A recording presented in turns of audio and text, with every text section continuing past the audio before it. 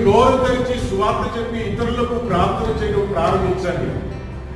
మీలో కూడా దేవుని ఆత్మ ఉన్నాడని మారు మనసు పొందిన వారైతే మీలో కూడా దేవుని ఆత్మ ఉన్నాడని దేవుడు రుజువు చేస్తాడు.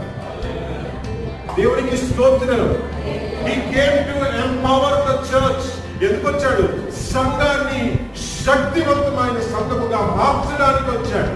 ఎందుకంటే సంఘము ద్వారా ప్రపంచానికి యేసే ప్రభు అని తెలియపరచాలని, సంఘము ద్వారా దేవుని యొక్క మహిమను కనపరచాలని, ప్రపంచానికే కాదు ఆకాశ మండలంలో ఉన్నటువంటి అంధకార చీకటికి సంబంధించినటువంటి శక్తులు కూడా సంఘము ద్వారా యేసే ప్రభు అని తెలుసుకున్నట్లు సంఘమును ఏర్పరచుకున్నాడు.